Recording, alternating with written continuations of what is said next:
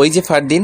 High তুলে কথা বলতে যায় সূর্য, ফলে ওর বাম হাত ধরে রাখা সিগারেটটা চোখে পড়ে যায় মৌরির।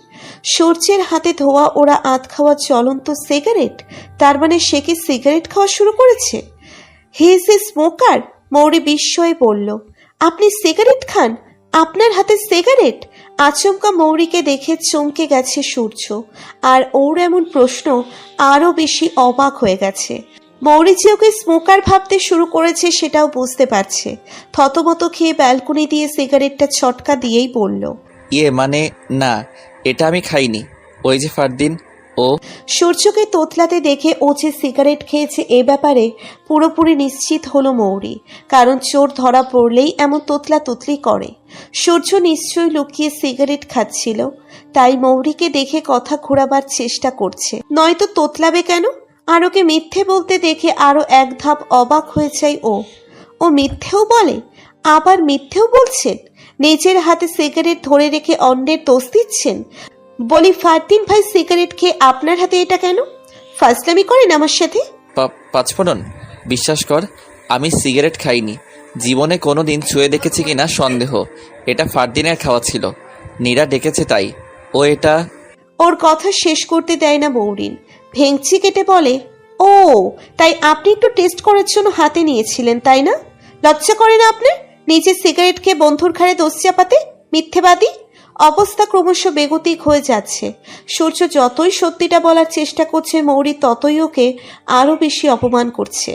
কথাগুলো বিশ্বাস তো করছেই না, বরং যা নয় তাই বলে যাচ্ছে। মৌরি যখন নিজ মনে সূর্যকে সিগারেট খাওয়ার অপরাধে ধিক্কার জানাতে ব্যস্ত, তখন হঠাৎই ওকে ধাক্কা মেরে বসল সূর্য।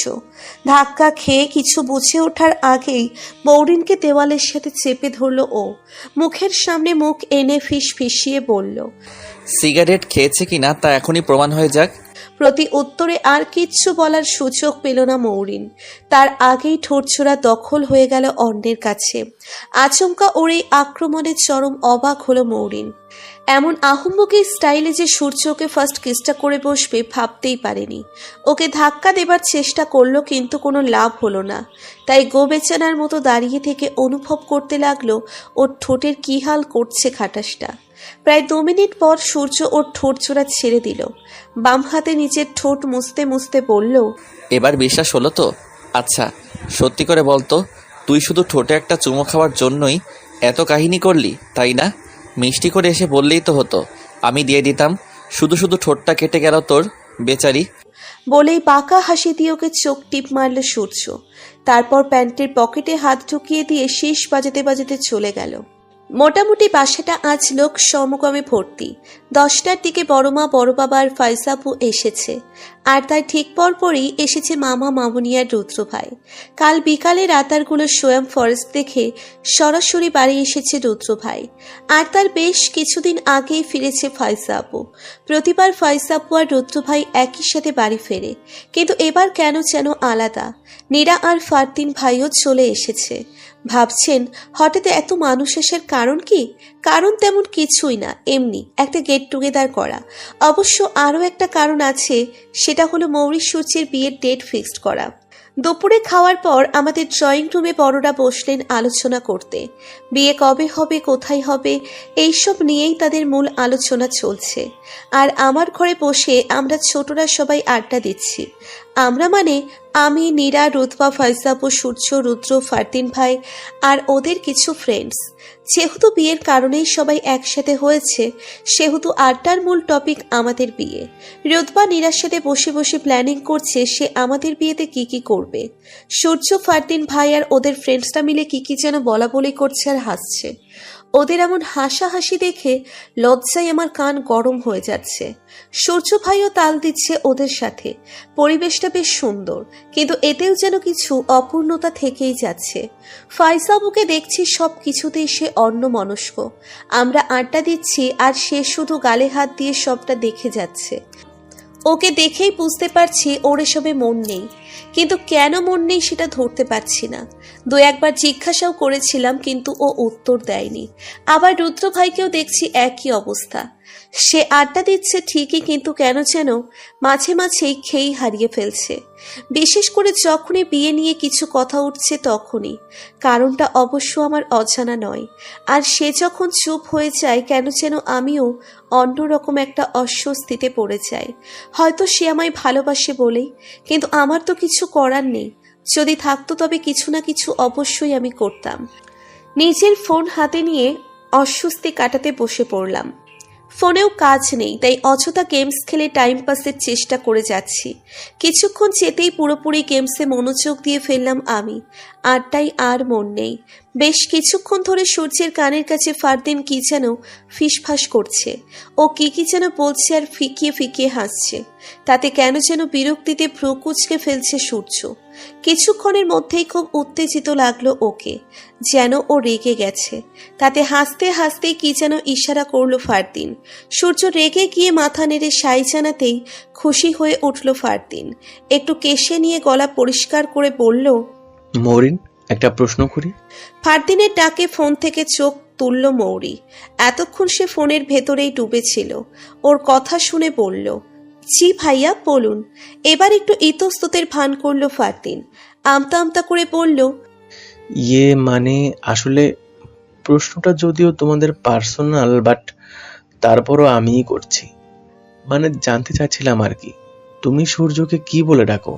ওর প্রশ্ন করার ধরন দেখে কিছুটা অবাক হলো মৌরিন। প্রশ্ন শুনে কি উত্তর দিলে ভালো হবে, কিংবা ফারদিন হঠাৎ কেন এই কথা জিজ্ঞেস করছে সেটা না ভেবেই চট করে বলে ফেলল, কেন ভাইয়া বলে ডাকি। ফারদিন যেন জানতই ও এই কথাটাই বলবে, তাই খুশিতে লাফিয়ে উঠে বলল, ভাইয়া। দোহাতে তালি বাজিয়ে সূর্যের দিকে তাকিয়ে হাসতে হাসতে বলল, কি বলেছিলাম না, ওটা তোর বউ না, তোর বোন। দে 500 টাকা দে, বাজেতে হেরে গেছিস না। ফারদিনের কথার কোনো মাথামুন্ডু কিছুই বুঝল না মৌরি। ফারদিন কিসের 500 টাকার কথা বলছে তাও না। তবে এবার খেয়াল করলো ফারদিন যখন ওকে এই প্রশ্নটা করেছিল তখন উত্তরের অপেক্ষায় ফারদিন যেমন উৎসুক হয়ে তাকিয়েছিল, ঠিক তেমনি সূর্য আগ্রহী চোখে ওর দিকে তাকিয়েছিল। তবে কথাটা বলার পরই সূর্যের মুখটা পানসে হয়ে গেল, বরং সে হতাশায় মুখ ঘুরিয়ে নিল। তবে পরক্ষণেই ফারদিনের কথা শুনে পকেটে হাত ঢুকিয়ে মানিব্যাগটা বের করলো। সেখান থেকে 500 টাকার কচকচে একটা নোট হাতে নিয়ে ফারদিনের দিকে বাড়িয়ে দিতে দিতে বলল, ওটা তো ওর ছোটবেলার অভ্যাস, সেটা কাটিয়ে উঠতে সময় লাগবে।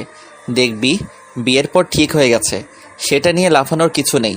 আর আমি জানতামই যে ও উত্তরটা ভাইয়াই দিবে, তাই বাজিতে রাজি হইনি। তবু চেয়েছিস যখন, তখন দিলাম। ফারদিন হাত বাড়িয়ে টাকাটা নিতে নিতে বলল, সে তুই যাই বলিস মাম্মা, বাজিতে হেরেছিস তো। ওদের কথাবার্তা দেখে সবাই নিজেদের কাজ ছেড়ে ওদের দিকে তাকিয়ে আছে। ফারদিনের খুশি খুশি চেহারা দেখে নীরা বোকার মতো প্রশ্ন করল, তোমরা কিনে এত খুশি হচ্ছ? ওর কথা শুনে ফারদিন বেশ আদুরে ভঙ্গিতে ঢং করে বলল, তেমন কিছু না বেবি, শুধু মৌরি আর মৌরির ভাইয়ের প্রেমের বিয়ে নিয়ে কথা হচ্ছিল। আমার কি ধারণা জানো, সূর্যের বিয়ের পরও মৌরি ওকে ভাইয়াই ডাকবে, যেহেতু বহুদিনের অভ্যাস, বদলাতে পারবে না। তারপর ওরা যখন রাস্তা দিয়ে হেঁটে যাবে তখন লোকে বলবে, ওই দেখ বিবাহিত ভাই বোন হেঁটে যাচ্ছে। বলেই খ্যাক খ্যাক করে হাসতে লাগলো ও। পুরো ব্যাপারটা বুঝে নিয়ে বাকিরাও হাসতে শুরু করলো।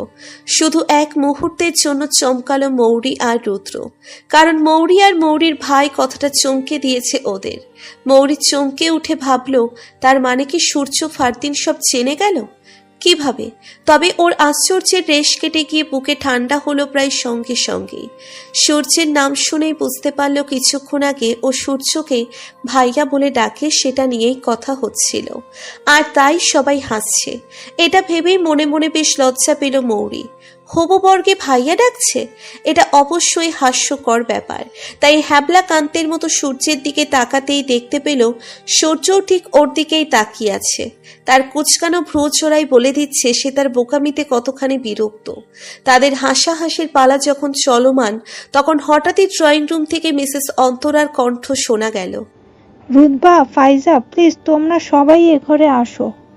ডাক শুনেই সবার হাসাহাসি মোটামুটি বন্ধ হয়ে গেল। তারা সেবা জরুরি ডাক পড়েছে ভেবেই উঠে গিয়ে ড্রয়িং রুমের দিকে যাত্রা করলো। শুধু গেল না সূর্য, ও সবার চলে যাওয়ার অপেক্ষা করতে লাগলো। মৌরি যখন বেরিয়ে যাবে তার ঠিক আগ মুহূর্তে ওর এক হাত ধরে হ্যাচকা টান দিয়ে সোফায় বসিয়ে দিল। আচমকা ওর এমন কাণ্ড দেখে অবাক হয়ে যায় মৌরি। বিস্ময়ে কিছু একটা বলতে যাবে তার আগেই ওর দোকানে হাত রেখে সূর্য দাঁত কটমট করে বলল, সমস্যা কি তোর? হ্যাঁ, সমস্যা কি?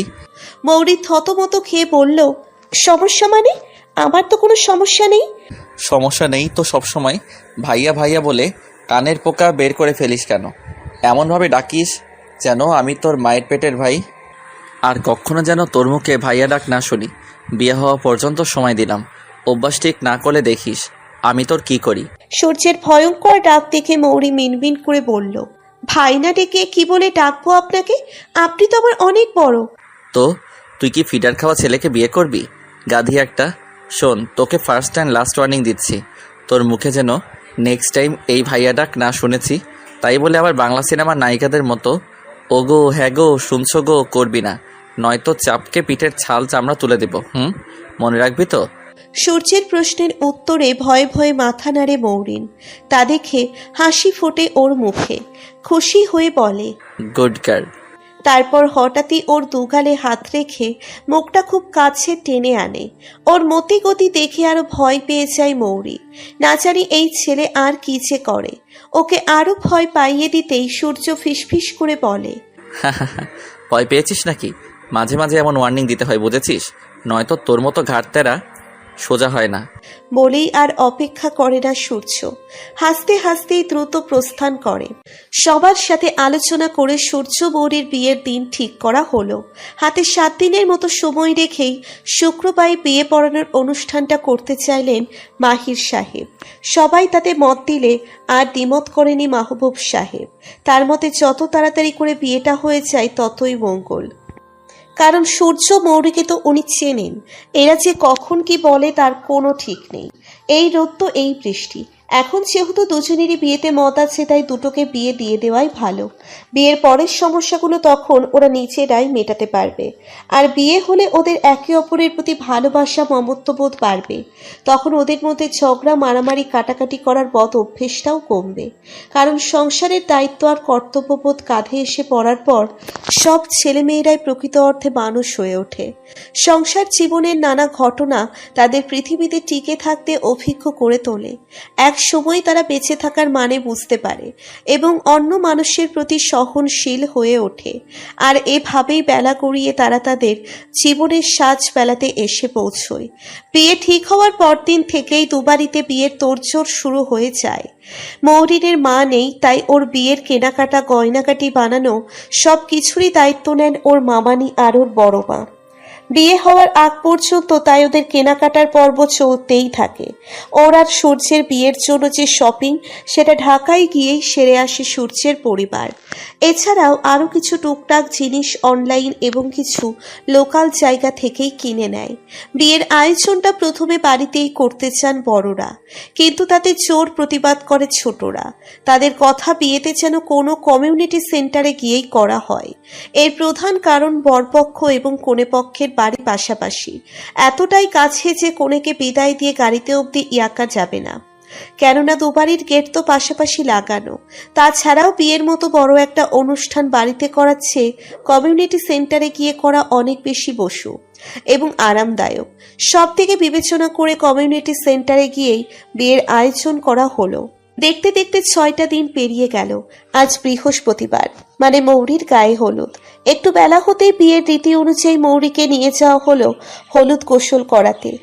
সারা গায়ে হলুদ মাখিয়ে বাড়ির নারীরা ধরে গোসল করিয়ে দিলেন ওকে। বিষয়টা যদিও মৌরির পছন্দ নয়, কারণ এতগুলো মহিলা মিলে একটা মেয়েকে গোসল করানোর কি আছে? ও কি একা একা পারে না? তারপরও সবার আনন্দ আর উৎসাহ দেখে বাধা দেওয়া আর হলো না। এরপর সদ্য কিনে আনা কাঁচা হলুদ রঙের শাড়ি পরানো হলো ওকে।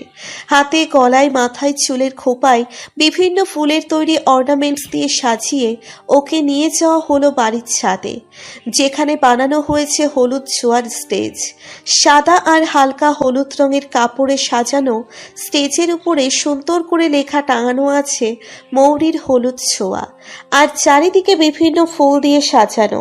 হলুদ সাদার কম্বিনেশনে সাজানো স্টেজের মাঝে কাঁচা হলুদ রঙের শাড়ি পরিহিতা তরুণীকে বসে থাকতে দেখে চোখ আটকে যায় অন্য ছাদের স্টেজে বসে থাকা সূর্যের। কি অপরূপ সুন্দর লাগছে তার মৌ পাখিকে, যেন রূপকথার দেশ থেকে চলে আসা এক হলদিয়া পরী, যে তার স্নিগ্ধতা ছড়াচ্ছে চারিদিকে। স্টেজে বসার পরই পাশের ছাদে চোখ যায় মৌরির।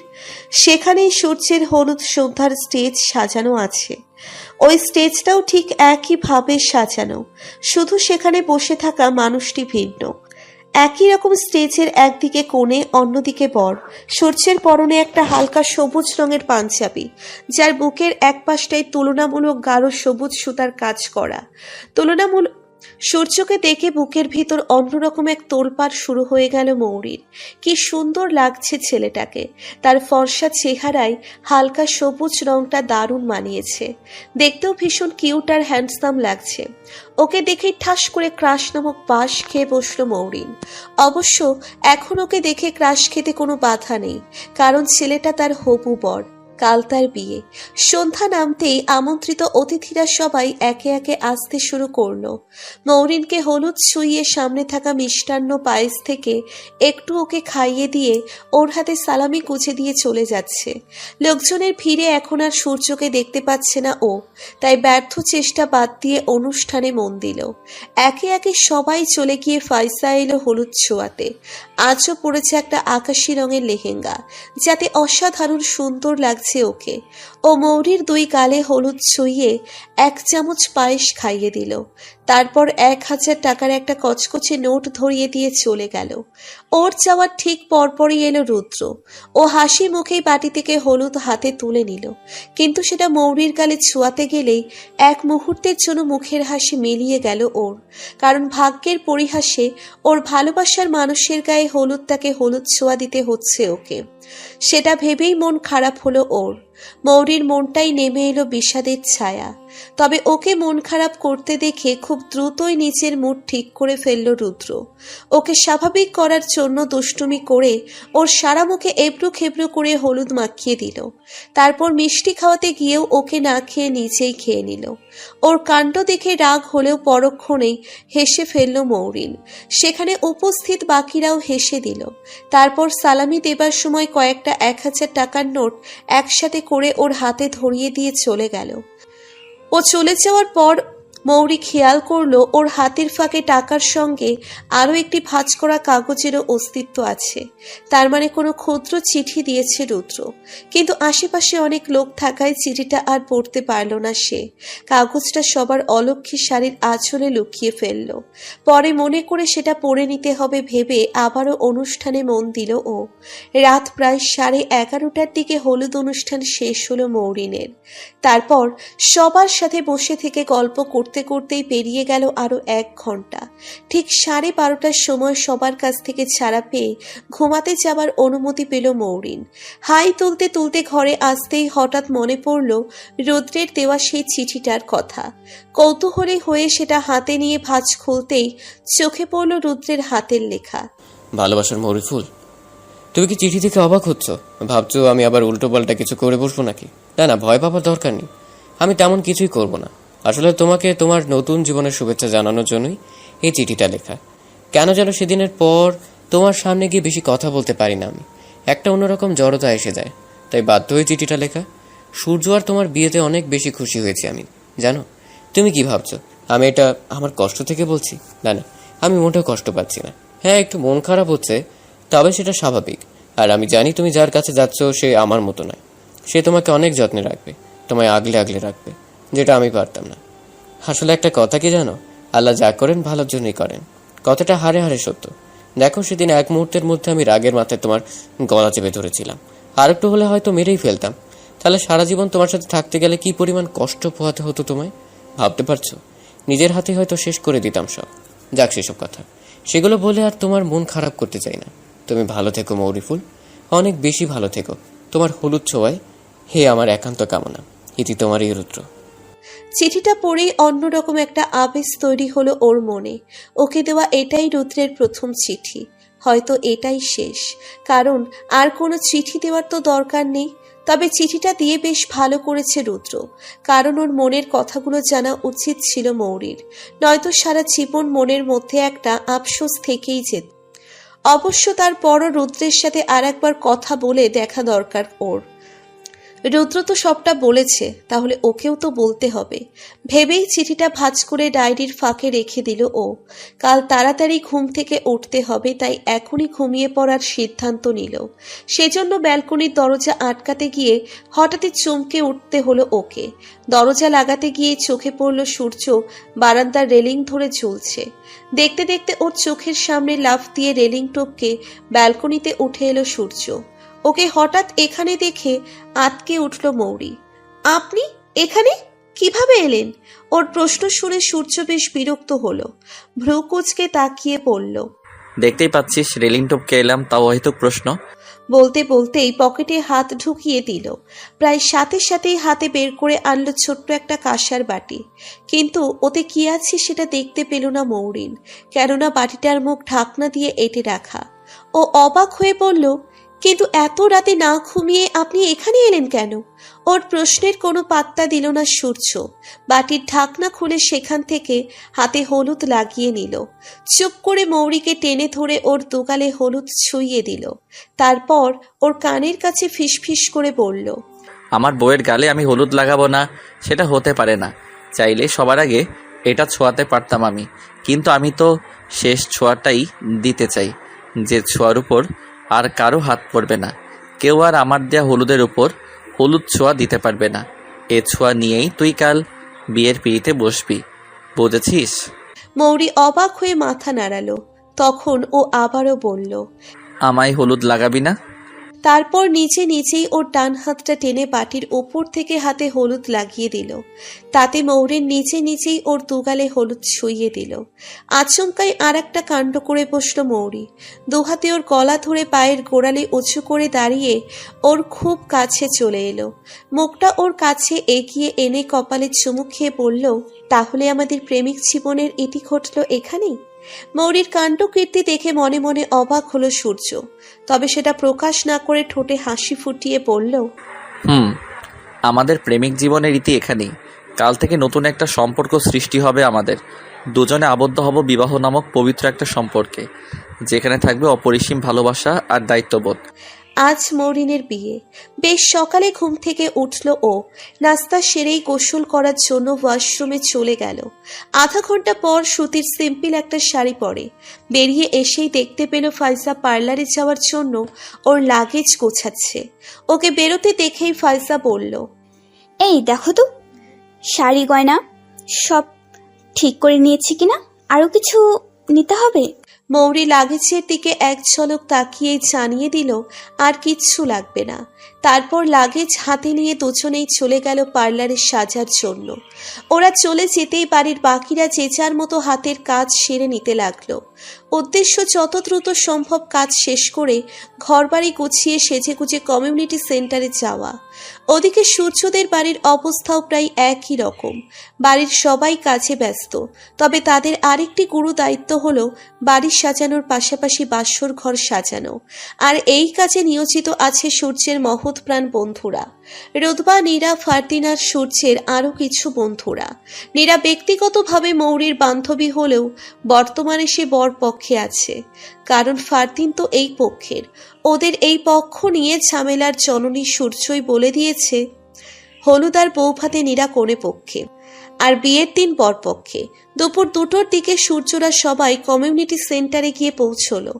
সেখানে আগে থেকে বিয়ের সমস্ত আয়োজন করা আছে। তারপরও মাহির আর মাহবুব সাহেব গেলেন সবকিছু তত্ত্বাবধান করতে। বিয়ে উপলক্ষে আজ সূর্য পরেছে অফ হোয়াইট শেরওয়ানি আর সাদা প্যান্ট। শেরওয়ানিতে অফ হোয়াইটের উপর গোল্ডেন সুতোর কারুকাজ আর তার বুক সাইডে মেরুন রঙের উপর গোল্ডেন কালারের মিক্সড ডিজাইন। এর সাথে ম্যাচিং করে অবশ্য পাগড়িও কেনা হয়েছে, কিন্তু সূর্য সেটা পরছে না। সে আপাতত চুলে জেল মেরে স্পাইক করে রেখেছে। তাই বর্তমানে ওর পিছন পিছন পাগড়ি হাতে ধরে রাখার মহান কাজটা রুতবাকেই করতে হচ্ছে। এই নিয়ে অবশ্য সে মহা রাগ করেছে, সেটা বলাই বাহুল্য। ভাইয়ের বিয়েতে এত কষ্ট করে সাজগোজ করেছে, আর ছবি তুলতে হবে না? সে যদি সারাক্ষণ পাগড়ি ধরেই থাকে তাহলে ছবি তুলবে কোন বেলা? সূর্যের ডিএসএলআরটা এখন ফারদিনের গলায় ঝুলছে। ছবি তোলার দায়িত্বটা এখন তার কাঁধে। সেজন্য সে এদিক ওদিক ঘুরে বেড়াচ্ছে আর বিভিন্ন অ্যাঙ্গেল থেকে ছবি তুলছে। এই বিশাল ভিড়ের মাঝে রুদ্রই একমাত্র চুপচাপ বসে আছে। সে কোণের স্টেজের পাশে বসে একমনে ফোন স্ক্রল করছে, কারণ করার মতো কোনো কাজ নেই। আর থাকলেও সেখানেও মন বসাতে পারছে না। একা একা বসে থেকেই ও আপন মনে অনেক কথা ভাবল। সূর্য মৌরি বিয়ে করে ফেলছে, তাই বোঝাই যায় ওর জীবনে প্রথম ভালোবাসাটা নিশ্চিন্তেই বৃথা গেছে। ওর তাহলে এখন কি করা উচিত? অনেকেই যা করে তেমন কিছু, দেশ ত্যাগ বা সুইসাইড, কিন্তু সেটা করে তো কোনো লাভ হবে না। বুকের ভেতর ফাঁকা জায়গাটা তো সবসময়ই চিনচিনে ব্যথা করবে। আর সুইসাইড কখনোই কোনো কিছুর ভালো সমাধান না। আর ও যদি সুইসাইড করে ফেলে তাহলে শুধু ও ওর নিজের জীবনটা নয়, সাথে আরও কয়েকটা জীবন ধ্বংস করে ফেলবে। ওর মা বাবা কখনোই সেটা মানতে পারবে না। আর মৌরিন যদি জানে তবে তার জন্য ও সবসময় নিজেকেই দায়ী করে তুলবে। হয়তো আত্মগ্লানিতে পাগল হয়ে যাবে, ফলে একসাথে কতগুলো জীবন হারিয়ে যাবে। তাই ও চাইলেও কখনোই এমন কিছু করতে পারবে না। ওকে স্বাভাবিক থাকতে হবে, খুব স্বাভাবিক। ফ্রেন্ড সার্কেলে সবাই যে যার মতো করে প্রেম করছে। ফাহিম, অরণ্য দুজনেই বিবাহিত। রাতিবের বিয়ের কথাবার্তা চলছে। তাহলে ও কেন একা একা পড়ে থাকবে? ওকেও তো বিয়ে করে ঘর বাঁধতে হবে কারোর সাথে, কারণ এটাই তো বাস্তবতা। কিন্তু কে ওকে সেই সুযোগটা দেবে? আর ওই বা কি করে বুকের বাপাসের জায়গাটাতে অন্য কাউকে বসাবে? ভাবতে ভাবতেই ডাক পড়ল মাহবুব সাহেবের। উনি আর ওর বাবা রাশিদ সাহেব কথা বলছিলেন। ও আসতেই ওকে বললেন পার্লারে গিয়ে মৌরি আর ফয়সাকে আনতে। এই প্রস্তাবে যদিও রাজি হতে চাচ্ছিলেন না রুদ্র, কিন্তু তারপরেও রাজি হতে হলো, কারণ অনেকটা সময় হয়ে গেছে কিন্তু ওরা এখনো আসেনি। তাই বাধ্য হয়েই গাড়ি নিয়ে বেরোতে হলো ওকে। সেন্টারের সামনে এসে গাড়ি থেকে নামলো ফাইসা। যাবে ফোন ধরে দ্রুত ভঙ্গিতেই ওর মায়ের কাছে যাচ্ছে ও। তিনি বিশেষ দরকারে কল করেছেন। ও নামার পরপরই মৌরিনও নামলো। ভারী শাড়ি ধরে গুটি গুটি পায়ে এগোতে লাগলো সেন্টারের দিকে। ওর ঠিক সামনে লাগেজ হাতে এগিয়ে যাচ্ছে রুদ্র। আশেপাশে এখন কেউ নেই। মৌরিন কি যেন একটা ভেবে ডাক দিয়ে বসলো। রুদ্র ভাই, একটু শুনবে? ডাকটা এত আস্তে দিয়েছিল যে রুদ্র শুনতে পেল না, তাই দ্বিতীয়বার আগের চেয়ে জোরে ডাকলো, রুদ্র ভাই। এবারের ডাকটা কানে গেল ওর। মাথা ঘুরিয়ে জিজ্ঞেস করলো, কিছু বলবে? বলেই দাঁড়িয়ে গেল। ওকে দাঁড়াতে দেখে মৌরিনও যথাসম্ভব দ্রুত হেঁটে পৌঁছে গেল ওর দিকে। মৌরি কাছে আসতেই রুদ্র দেখতে পেল ওর চোখ দুটো ছলছলে, চোখের কোণায় জল চিকচিক করছে। মৌরি কি কাঁদছে? কিন্তু কেন? ওর তো আজ বিয়ে, এতে তো খুশি হওয়ার কথা ওর। নাকি বিয়েতে সব মেয়েরাই কাঁদে, সেই সহজাত প্রবৃত্তি অনুসরণ করে ও কাঁদছে? ও অবাক হয়ে বলল, কি ব্যাপার ফুল, তোমার চোখ ভেজা কেন? গাড়িতেও দেখলাম আনমনে বসে আছো, কি হয়েছে তোমার? রুদ্রের সেই চির পরিচিত বন্ধুর মতো কণ্ঠস্বর আর স্নেহময় ভঙ্গি দেখে নিজেকে আর সামলাতে পারল না মৌরি। ভাইয়ের গলা জড়িয়ে ফুপিয়ে কেঁদে ওঠে। অস্পষ্ট স্বরে বলতে লাগলো, তুমি অনেক ভালো রুদ্র ভাই, তুমি অনেক ভালো। আজ আমার বিয়ে, সবাই কত আনন্দ করছে, অথচ তুমি দেখো তোমার মনে কোনো আনন্দ নেই। সবার সামনে তুমি যতই হাসি খুশি থাকো না কেন, আমি জানি তোমার কষ্টটা কতখানি গভীর, কিন্তু আমি অপারক। তুমি আমায় ক্ষমা করে দিও প্লিজ, নয়তো আমি জীবনে কখনোই সুখী হতে পারবো না, প্লিজ। আচমকা ওকে এভাবে কাঁদতে দেখে ভ্যাবা চাকা খেয়ে যায় রুদ্র। পুরনো ঘাগুলো আবারও সতেজ হয়ে উঠতে থাকে, কিন্তু মৌরির ভিতরের আত্মগ্লানি আর কষ্টটা অনুভব করতে পারে ও। তাই মন খারাপ করে বলে, তুমি এভাবে কেঁদো না ফুল, প্লিজ। আজ তোমার বিয়ে, সেন্টারের সামনে দাঁড়িয়ে এভাবে কাঁদতে দেখলে লোকে খারাপ বলবে তো। কান্না থামো প্লিজ। আর আমি তো তোমাকে মাফ করে দিয়েছি, এ নিয়ে ভেবে কেন মন খারাপ করছো? প্লিজ চুপ করো। বলতে বলতেই ওকে নিজের কাছ থেকে ছাড়িয়ে নিল। মৌরি সে কথার পাত্তা না দিয়ে কাঁদতে কাঁদতেই বলল, আমি তোমার কাছে চিরঋণী রুদ্র ভাই। সারা জীবন তোমার সাহায্য নিয়েছি, তোমার কাছে আবদার করেছি, তুমি সব শুনেছ। আজ শেষবারের মতো একটা আবদার রাখবে? কি? তুমি ফাইসাপুকে বিয়ে করে নাও প্লিজ। ফাইসাপু তোমাকে অনেক অনেক ভালোবাসে। ও আমায় বলেনি, কিন্তু আমি জানি।